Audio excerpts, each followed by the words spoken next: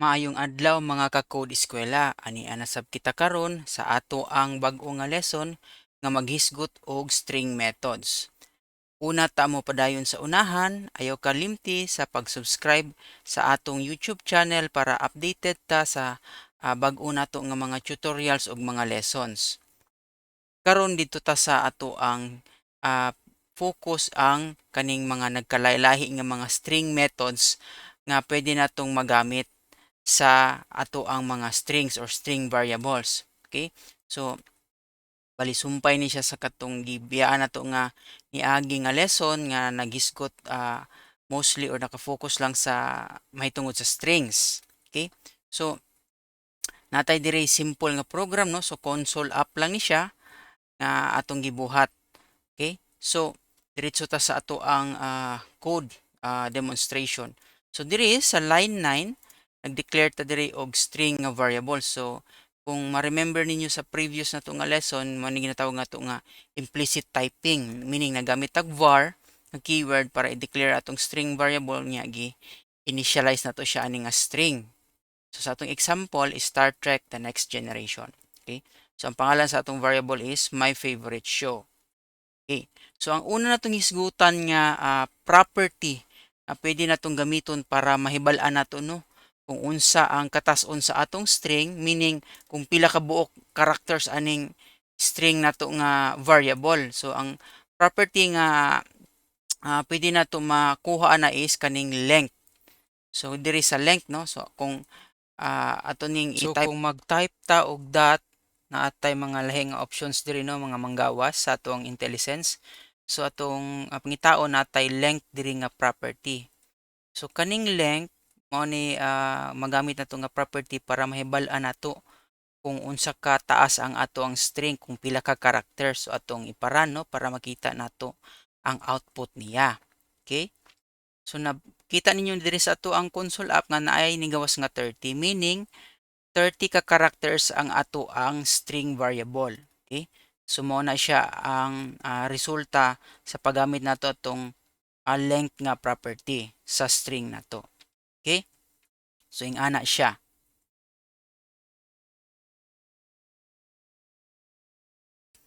Para ma-determine nato kung ang usa ka string nagsugod pa sa usa ka specific nga substring, atong gamiton ning starts with nga method. So starts with, ang parameters ana niya is katong string nga gusto nato mahibal-an. Karon ang output aning starts with is boolean nga result, meaning either true or false. So i-determine sa starts with kung ang string ba nimo kani kung nagsugod ba siya sa star nga substring, okay? Or nga word. So atong i-check no kung unsay output aning starts with, meaning true. So ang result niya is true. Nganong true siya tungod kay dire makita gyud nato no nga star ang sugod sa atong string. So mo na siya ipasabot nga starts with. Karon kung i-change na to ni siya, for example, trek, unsa kaha ang maimong resulta ani or output. So atong padaganon. So ang output niya is false, meaning wala siya nagsugod sa trek nga word. So true or false lang ang iyang output ani nga method, okay? Karon ang pares aning starts with is kaning ends with. So bali mo reverse lang niya or opposite lang niya nga function. Meaning i-determine sa kaning method kung ang tumoy ba sa imuhang string is kani nga substring. For example, sa atong example, kung kaning variable nato naga-end ba siya or ang tumoy ba niya generation. So tanawon nato no, padaganon nato. So, atong gina-expect is true, which means true ang result niya. So, tama siya. Tungod kay, ang string na to, naga-end sa generation nga word. So, karon kung dili pud na siya, lahi pud atong ibutang diha. For example, next. So, unsa ka, no? So, atong gina-expect nga false ni siya. Okay? Okay, so, ang result is actually false gid siya. So, tama. Tungod kay, ang last nga substring niya or ginapangita na nga to nga word is generation or whatever character nga gusto natong i-determine. Okay? So mo na siya. So pares na siya ang starts with ug ends with. Sunod dito ta sa isa pa na pod nga function sa or method sa atong string. Kaning split. Karon kaning split ah meaning pagbahin-bahin sa ato ang string. So para mabahin-bahin na to ang string, ang output amang gud ani niya is array of strings. Okay? So meaning instead of isa ka single string siya, array siya of katong string nga katong uh, nahimong result sa pagbahin-bahin sa ato ang single string. Okay? So for in this case, ang output aning split is mahimo na siyang sa array na to natay sa element, first element is star, and second element trek, and then ana siya. So depende sa unsa nga character ang atong gusto i-split. Okay? So in this case, atong bahin-bahinon siya pinaagi sa space. Okay? So para mahibal-an nato na siya, atong i-try ang i-debug na to para makita na to unsay sulod-an ng variable na to. So diri nagbutang tag breakpoint sa tumoy sa read line para makita na to kung unsay sulod aning split strings nga variable. Okay? So atong paran ha. Okay, so nag-stop siya. Close na itong uban nga ako. Tabs. Okay, so nag-stop ta dire kay nagbutang man tag breakpoint. So para magbutang tag breakpoint, press lang tag F9. So kanang breakpoint is gamit na siya para sa ato ang debugging or kung mag-debug tag code na to. Okay, para makita na to sa value aning strings, pwede man ta nga i-mouse over lang na to ato ang cursor diha sama sa akong gibuhat, then pwede na to i-check kung unsay content sa kana nga variable. So kung napansin niyo no nga ang kadtong individual nga mga words sa sulod sa ato ang my favorite show nga variable, nahimo na siyang array. So individual elements katong individual pud nga words nga gibahin-bahin or gipikas-pikas siya tungod sa atong gigamit nga space nga character. Okay, the next generation. So ingana iyang output, arrays na siya, array of strings. Okay, so karon ang kaning continue ta, ang kaning split na to dili necessarily nga space lang, pwede po siya kung for example ang text nimo is comma separated siya, for example na ingana, ang kagingana pwede po nimo na gamiton nga delimiter or separator. So for example sa atong case, kung comma atong gigamit, so kaning comma putol isa ka word, isa na siya ka element, value sa atong element, then kana na pod. So tan-aw na to ha sa output ani kung magamit ta.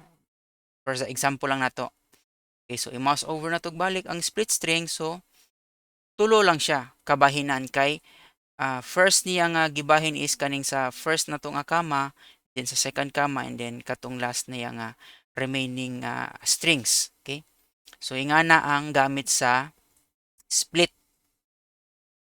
Right. Okay, mo na siya. Karon, balik na to ato ang example. Reset lang na to. Okay. Sunod dito ta sa sunod nga method. Kaning replace nga method. So sa replace nga method, duha ni iyang parameters. Ang first parameter niya is kadtong unsa imong gusto i-replace. So for example sa ato ang variable natay Star Trek, gusto nato ilisan og Star Wars. So karon ato sang ibutang diri sa first parameter kung unsa to nga word nga atong gustong ilisan, tapos sa second parameter ang katong word nga gusto natong iilis. Okay? So unsa kay mahimong output ani?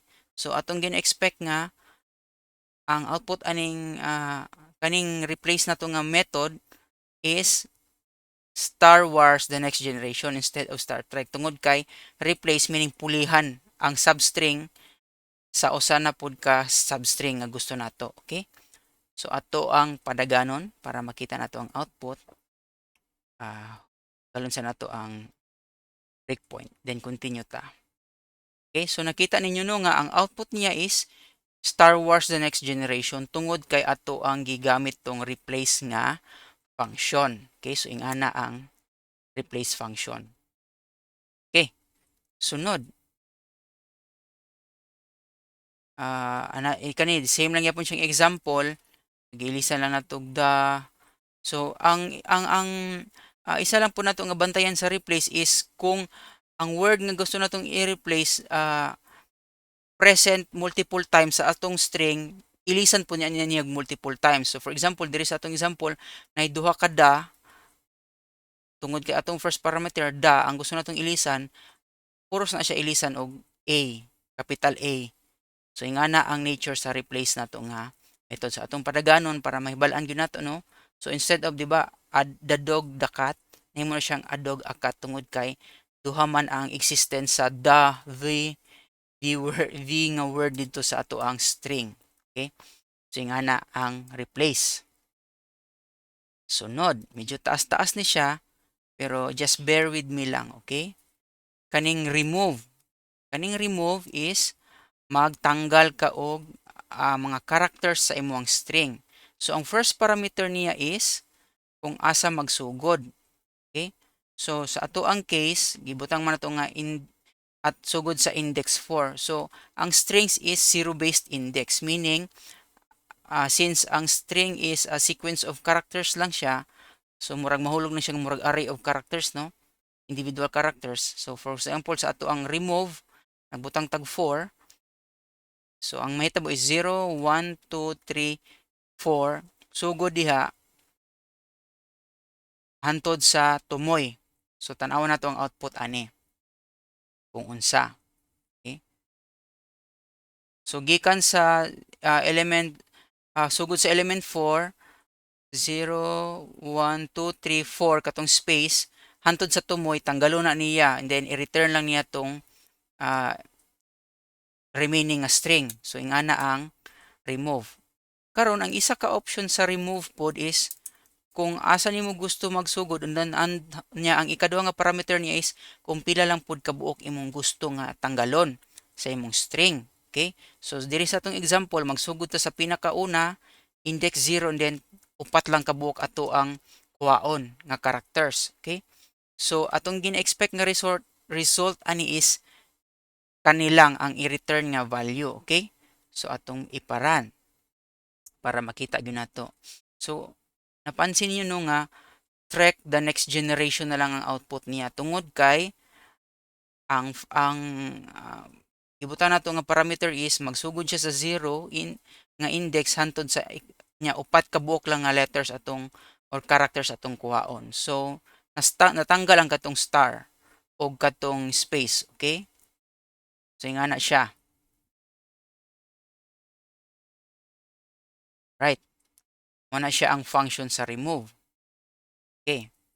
Karon kaning contains is ang function pa naning contains is determine nato kung gusto ba nato ma-determine or mahibalaan kung ang ato ang string naabay nag-contain ba siya or naabay substring. Pangitaon nato ning for example kaning sa ato ang parameter niya nga atong gipasa is track kung naa ba ni siya sa sulod sa ato ang string.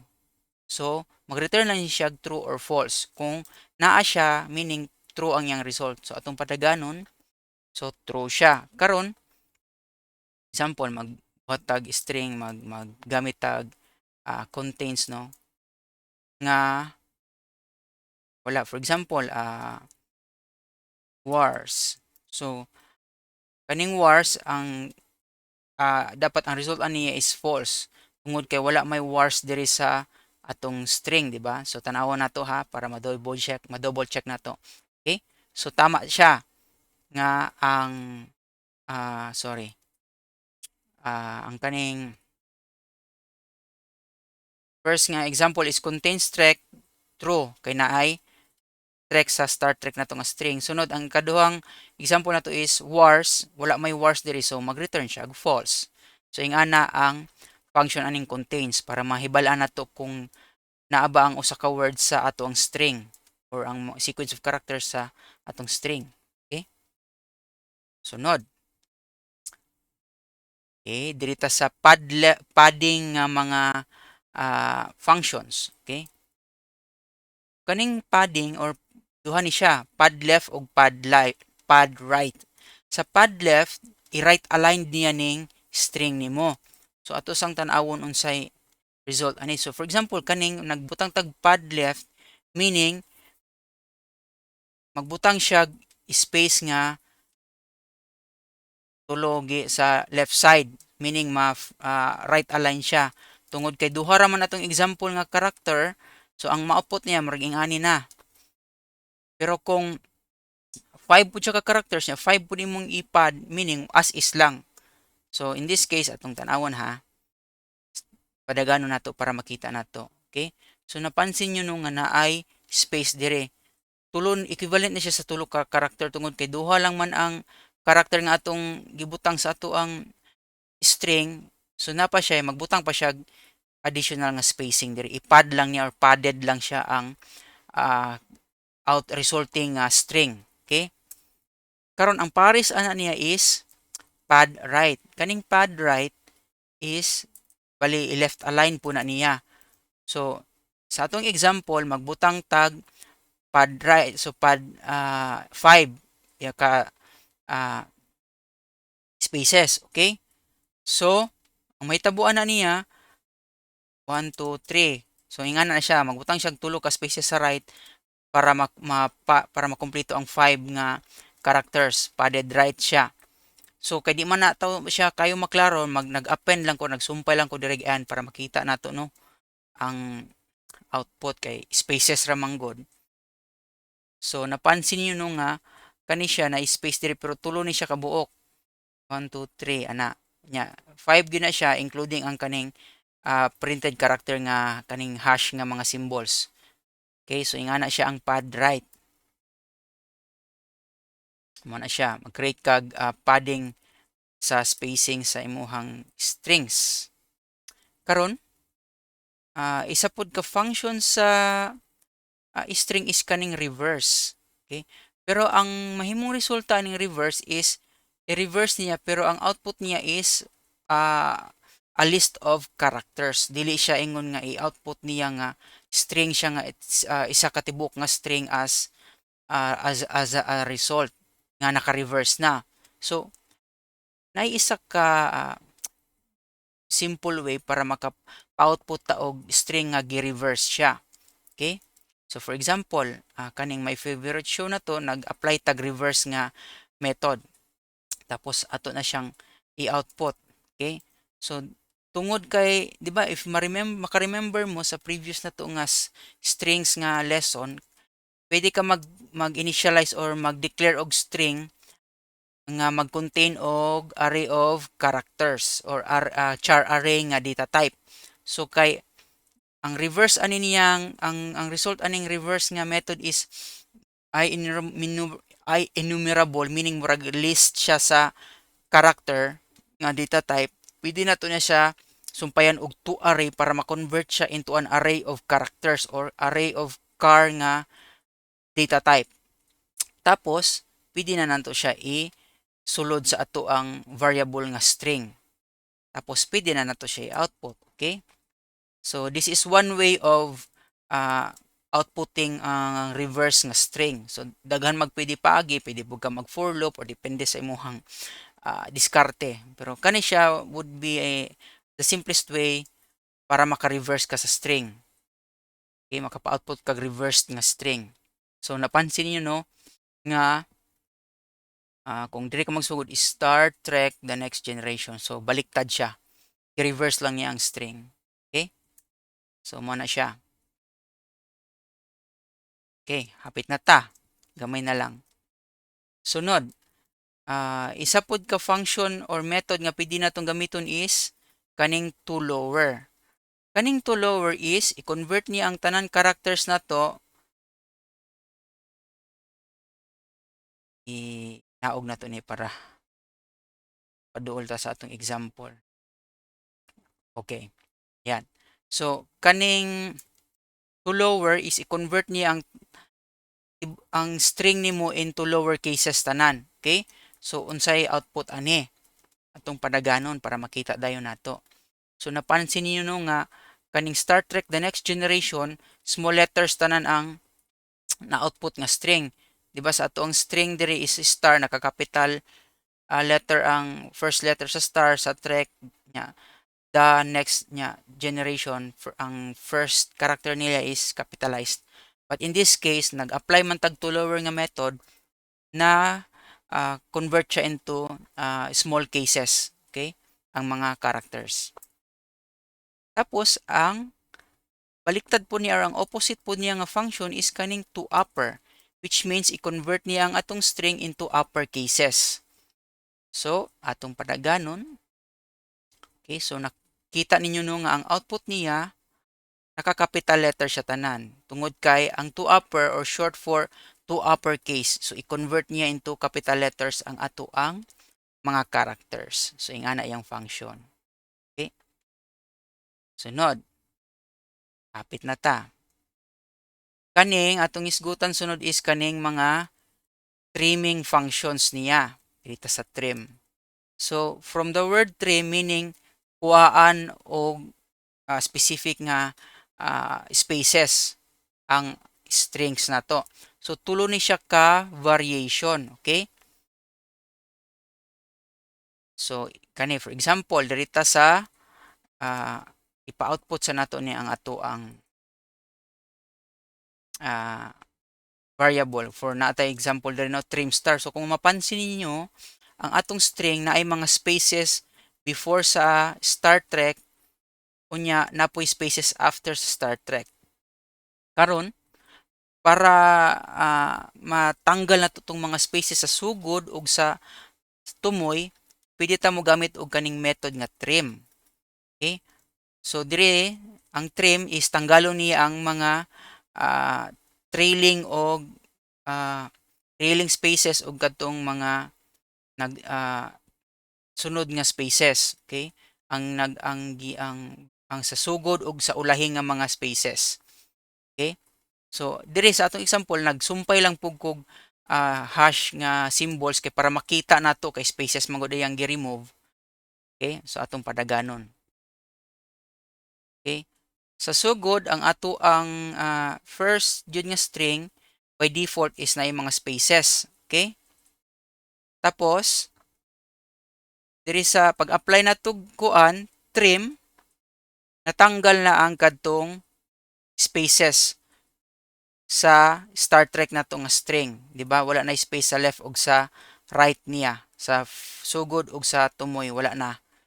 Kay nisumpay naman diretso ning kadtong gi append nato nga hash nga mga characters. Okay? So ingana. Tapos kaning trim na apo ni siya usa ka klase. Trim start meaning ang spaces nga tanggalon niya is katong sa sugod. Okay? So kung para nato same lang yapon, 'di ba sa first right up output na to is katong typical nga string na to Star Trek na space sa sugod. Diri sa pag-apply na trim start, wala na space sa sugod niya. Okay? Na flash na gyud siya sa left. Na siya. Okay. Sunod, ang pares aning trim start is trim end. So instead of sa sugod, sa tumoy na pod, tanggalon niya ang spaces sa tumoy. Okay? So ato ang iparan para makita na to ang output. Comment sa nato na and then okay. Ayan. So kung napansin niyo no nga dire mo ni siya nag-apply ta diri og trim end meaning nawala na tong spaces sa tumoy. So mao man ni siya sa sugod and then nag-apply tag trim end then nawala na siya.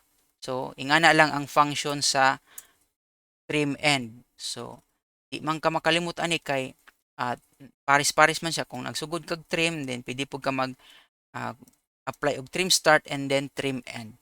Okay? So ingana ang mga nagkalahi-lahi nga mga methods na pwede natong magamit sa ato ang string variables. Okay? So useful lang siya kung mag-process ka og strings sa imuhang code. Okay? Ug sa kanunay, magpatayon kita sa pagtuon dinhi lang sa Code Eskwela.